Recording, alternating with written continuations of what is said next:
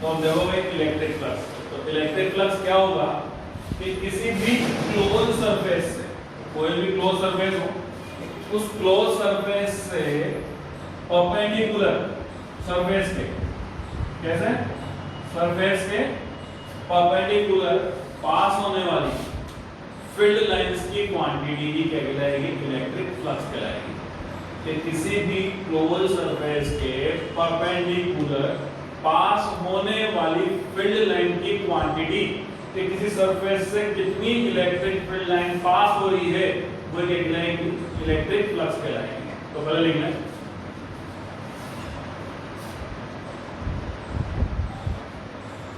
number of electric field line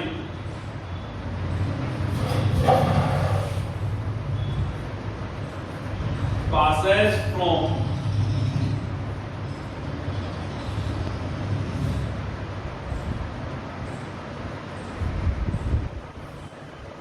a surface perpendicularly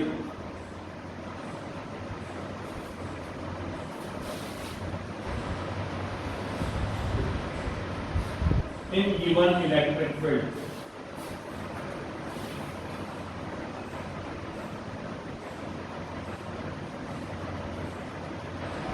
Referred as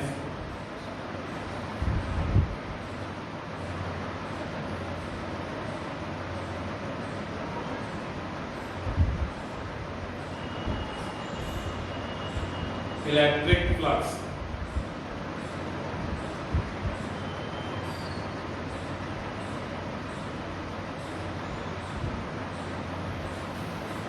उसका अगर अपन diagram बनाए तो अपन देखेंगे ये इलेक्ट्रिक फील्ड है और फील्ड लाइन की जा रही है यहाँ पर।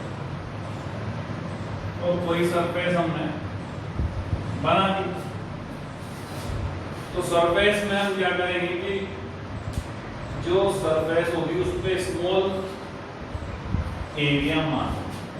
तो स्मॉल एरिया जहां भी मानोगे, जैसे मैंने यहाँ माना, ये यहाँ माना, या यहाँ माना, यहाँ माना, तो यहाँ पर इस पॉइंट से देखा है कि ये पॉइंट से हमारा इसका सेंटर मान लो, या मान लेंगे कोई पॉइंट ऑफ ओरिजिन ये है हमारा, जहाँ से हमें इस पे डिसाइड करना है। तो ऐसी कंडीशन में इलेक्ट्रिक फील्ड लाइन की डायरेक्शन तो दिख रही है हमें कि ये है, लेकिन दूसरी डायरेक्शन जो है इसकी कि भाई ये परपेंडिकुलरली बाहर की ओर होनी चाहिए। तो परपेंडिकुलर बाहर की ओर कहां से होती है, इसकी सरफेस है। तो ये सरफेस के परपेंडिकुलर बाहर चली, यानी कि ये इसकी डायरेक्शन होगी सरफेस, जो हमने स्मॉल सेगमेंट माना, और इनके बीच में जो एंगल होगा वो कोई एंगल होगा, ठीक है।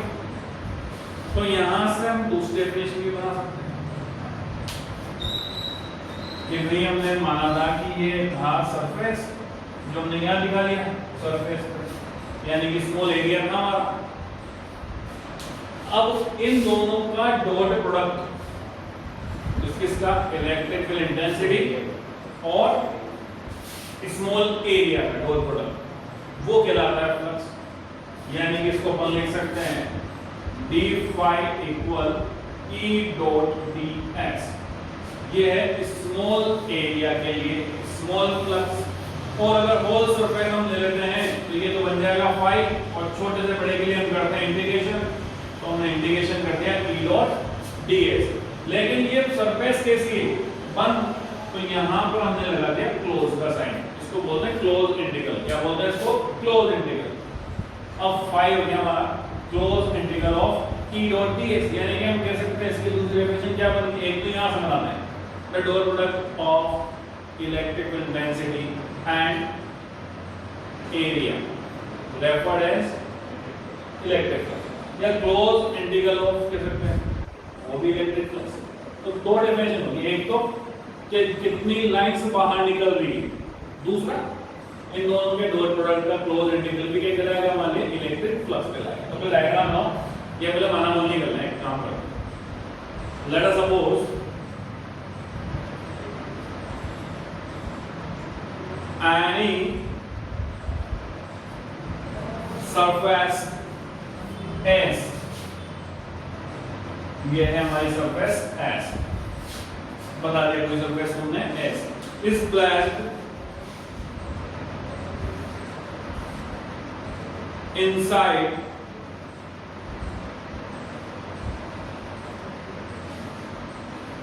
an electric field E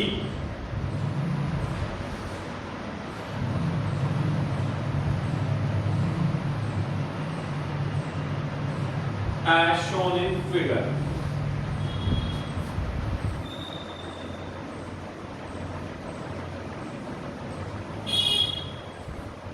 Then electric flux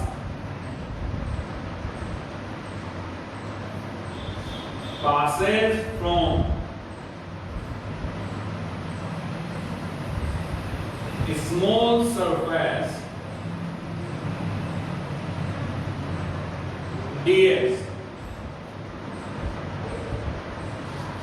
is given by, तो किससे दे रहे हैं हम, ये इसको लिखो खाली d phi equal E dot d S.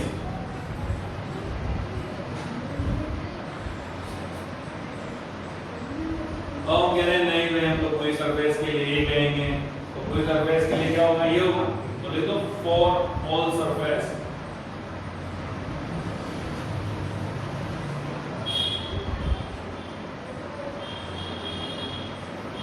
ये वाली लाइन आ जाएगी।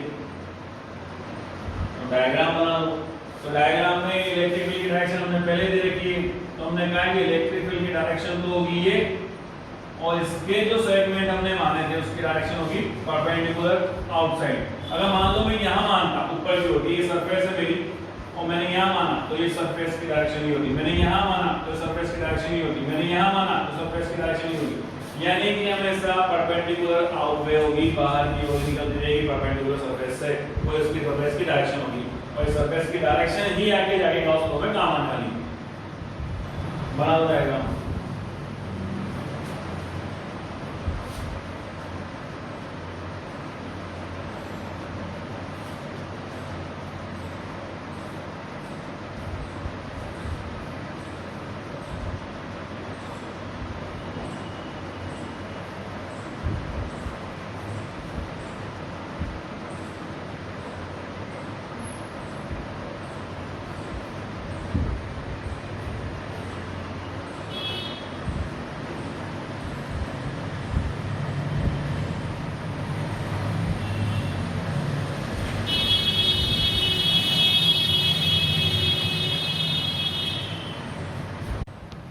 देखो भाई फाई इक्वल कितना आया हमारे पास, ई डॉट ds। अगर अपन इसको डॉट को हटा देते हैं, नॉर्मली अपन डी फाई की बात करते हैं, अपन ने पूरे की बात नहीं की, ई डॉट ds है, और जैसे ही डॉट हटाया तो क्या आया, ई ds cos थीटा। अब हम क्लास फर्स्ट की बात करेंगे, थीटा अगर 0 है यानी कि इलेक्ट्रिक फील्ड लाइन और सरफेस की डायरेक्शन दोनों एक ही ओर है, यानी कि जिस डायरेक्शन में इलेक्ट्रिक फील्ड लाइन है उसी डायरेक्शन में सरफेस की डायरेक्शन है, तो ऐसे कंडीशन में क्या होगा, EDS cos 0 की वैल्यू होती है 1, तो ऐसी कंडीशन में हमारे पास आ गया EDS। लेकिन मैं कह रहा हूं कि सरफेस की डायरेक्शन ये है और इलेक्ट्रिक फील्ड की डायरेक्शन ये है, या इलेक्ट्रिक फील्ड की डायरेक्शन ये है और सरफेस की डायरेक्शन ये है, तो दोनों के बीच में जो एंगल बना होगा 90 डिग्री, तो ऐसी कंडीशन अपन बात करें केस सेकंड की कि अगर थीटा 90 डिग्री है तो d फाई इक्वल हो जाएगा EDS cos 90, और cos 90 की वैल्यू 0 और d फाई हो जाएगा 0, यानी कि अगर सरफेस उसके परपेंडिकुलर रख दी जाए तो फ्लक्स आउट नहीं होगा, फ्लक्स 0 होगा। सरफेस हमेशा कैसी रखी जाएगी, उसकी डायरेक्शन में या 90 डिग्री के कम एंगल पर, जब जाके कुछ ना कुछ फ्लक्स आउट होगा, अदरवाइज फ्लक्स आउट नहीं होगा। अब अगर हम 190 पे चल जाए, 180 पे जाते हैं नेगेटिव हो जाएगा, यानी कि डायरेक्शन उल्टी होगी, इलेक्ट्रिक फ्लक्स जो है वो अपोजिट डायरेक्शन में होगी, यानी कि इनलेट और आउटलेट के दो केस आएंगे। अगर फ्लक्स अंदर जा रहा है तो इनलेट है, जितना फ्लक्स बाहर आ रहा है वो आउटलेट है, तो अंदर जाने वाला वो नेगेटिव और बाहर आने वाला पॉजिटिव हो जाएगा। ठीक है, तो ये गैसेस भी लिख दो। Gauss law. तो गाउस लॉ क्या कह रहा है? ये कह रहा है कि भाई किस सरफेस से फ्लक्स आउट हो रहा है, हमने पढ़ लिया कि किस सरफेस से फ्लक्स आउट हो रहा है, तो उसको हमने कहा है कितना फ्लक्स आउट हो रहा था कि E डॉट ds, यानी कि प्रोडक्ट किसका, इंटेंसिटी और सरफेस का, वो डॉट प्रोडक्ट का अगर क्लोज इंटीग्रल कर दिया जाए तो मान ली फ्लक्स है। तो गाउस ने यहां से एक थ्योरम दे दी कि भाई ये जो फ्लक्स है ये इक्वल होगा कितना चार्ज उस सरफेस पे of permeability of electric field, यानी कि ये गाउस लॉ है हमारा। The flux out from any surface is the 1 upon f length not time more of total charge of surface। या अपन कह सकते हैं कि total flux out from a surface is equal to the product of total charge and 1 upon f length not। और भी बदलना है तो और भी तुम्हें चेंज करनी रहेगा तो कर सकते हो। The ratio of total charge to permeability of electric field known as electric flux, ये गाउस लॉ है। तो लिखो Gauss gives a law related to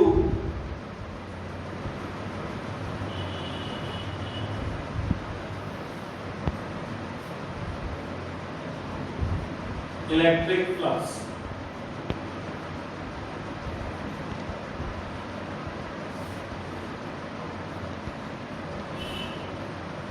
तो इसको लगा दो। According to this law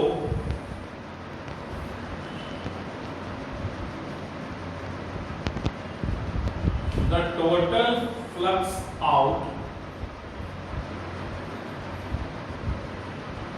from a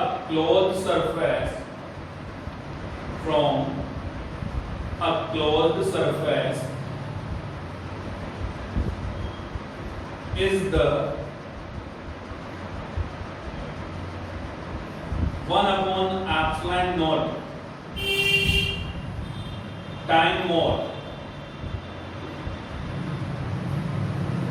of the total charge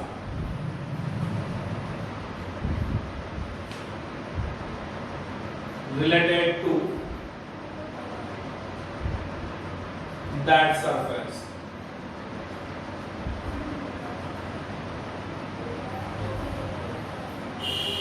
Mathematically, next line लिखो, mathematically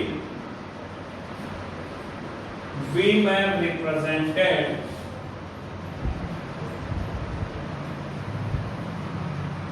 Gauss law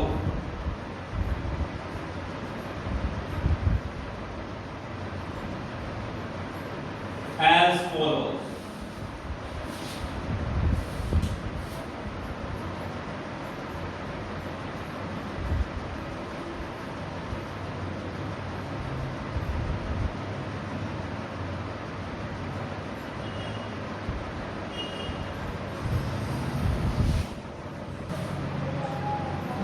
तो अब अपन क्या कर रहे हैं भाई, गाउस लॉ को प्रूफ कर देते हैं, है ना।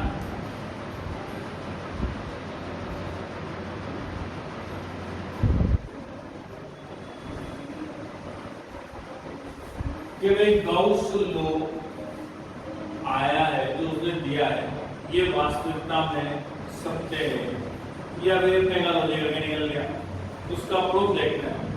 तो उसके लिए क्या करना पड़ेगा, इमेजिनरी सरफेस माननी पड़ेगी। तो अपन ने क्या कहा कि भाई एक इमेजिनरी सरफेस हमने ये मान लिया, ये कोई इमेजिनरी सरफेस है जिसका सरफेस एरिया हमने माना है S और इसमें कहीं पर एक चार्ज हमने अंदर रखा। हम दो केस पढ़ेंगे, फिलहाल अपन इनसाइड की बात करते हैं कि सरफेस के अंदर कोई चार्ज रखा हुआ है Q किसी पॉइंट O पर। क्या इमेजिन करा हमने कि सरफेस के अंदर किसी पॉइंट O पर कोई चार्ज रखा हुआ है Q और यहां पर हमने एक स्मॉल सरफेस मानी ds, क्या मानी हमने यहाँ पर ds, और हमने दिया के साथ ये ds की डायरेक्शन और परपेंडिकुलर, और ये हमने यहाँ पर डिस्टेंस r ले ली, और ये तुम्हारी होगी इलेक्ट्रिक फील्ड, और इनके बीच में एंगल बन रहा है हमारे थीटा। तो वो जो एंगल बनेगा वो यहां भी बनना चाहिए, इस लाइन पे ये।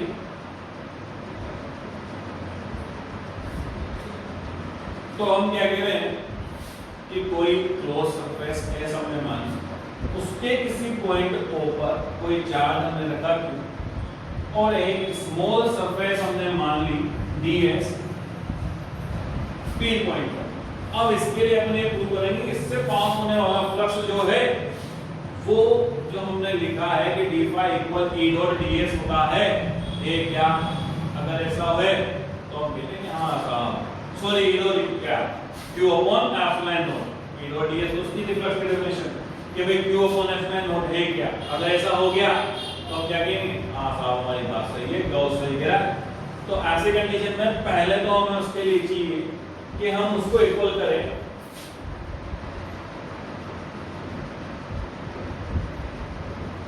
फाई इक्वल ये होता है E डॉट ds, यानी कि हमें क्या चाहिए E चाहिए, फाई की वैल्यू लानी है हमें, फाई फ्लक्स है, और हमें लानी है Q upon F line note, लेकिन किसके थ्रू कि किसी सरफेस से जो फ्लक्स आउट होता है उसका फॉर्मूला ये होता है, ये हमें पता है, हम फ्लक्स के रिलेशन पढ़ के आए हैं कि किसी सरफेस से पास होने वाला फ्लक्स का फॉर्मूला होता है इन दोनों का डॉट प्रोडक्ट, हमने करा दिया।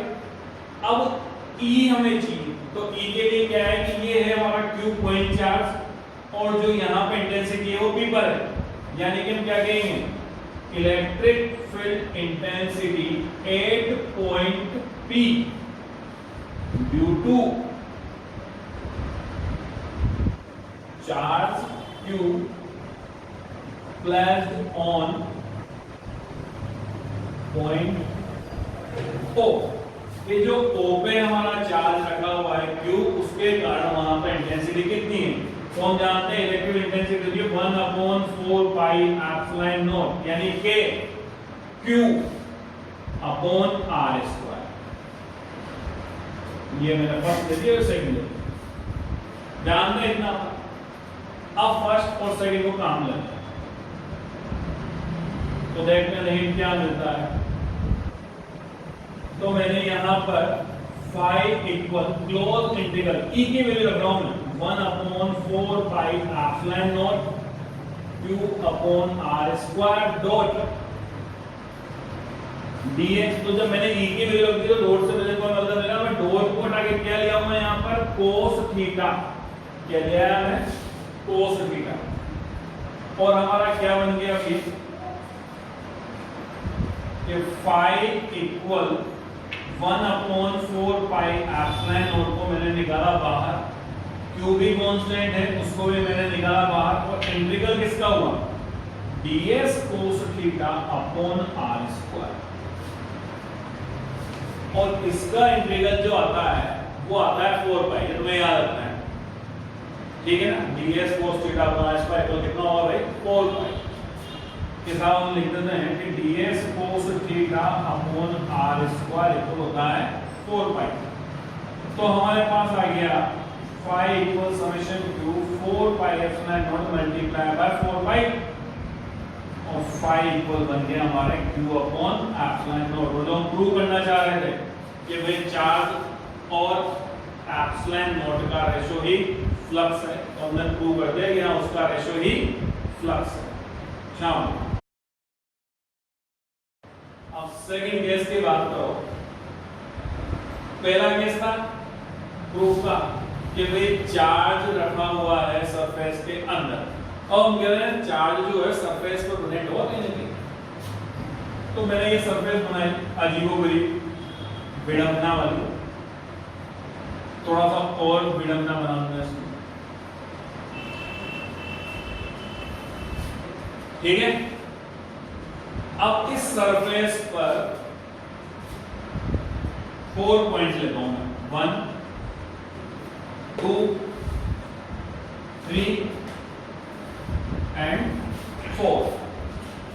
इन चारों पॉइंट्स पर मैंने रखा हुआ है चार्ज, यानी कि सब जगह कौन प्रेजेंट है भाई?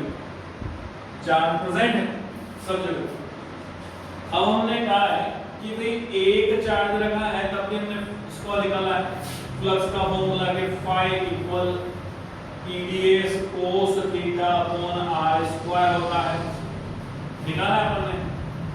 और ये जो वैल्यू है हमारी, वो वैल्यू कितनी थी हमारी?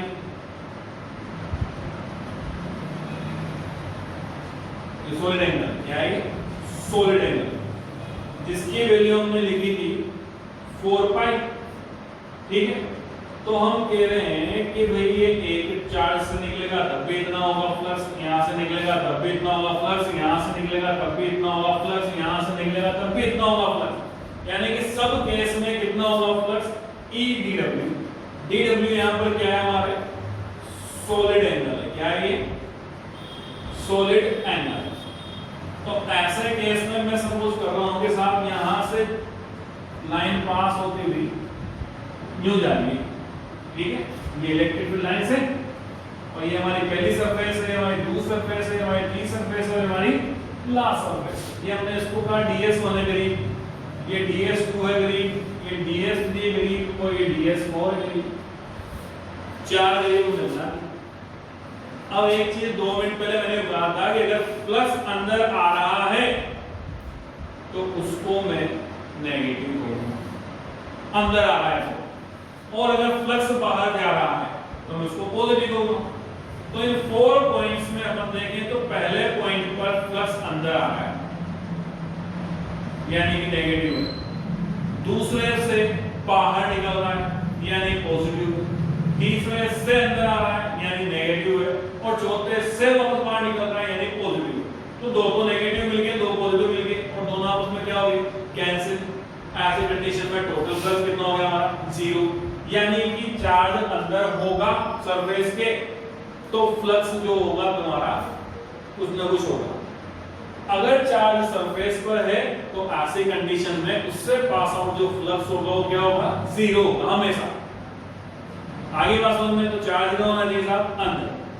अब अपन कहते हैं सरफेस के अंदर कैसे होता है, तो सरफेस जो हम इमेजिन करेंगे वो गाउसियन सरफेस इमेजिन करेंगे। क्या करेंगे?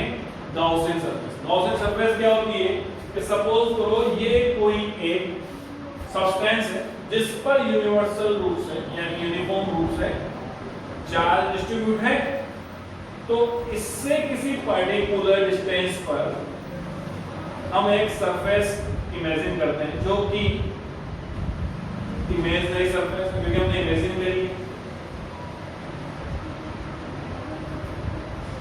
और वो क्लोज सरफेस होनी चाहिए। किस होनी चाहिए? अब हमने सरफेस इमेजिन कर ली तो चार्ज ऑटोमेटिक कहां आ गए? इस सरफेस के अंदर, बाउंड्री पे तो नहीं है ना, हमने जो इमेजिन कर ली सरफेस।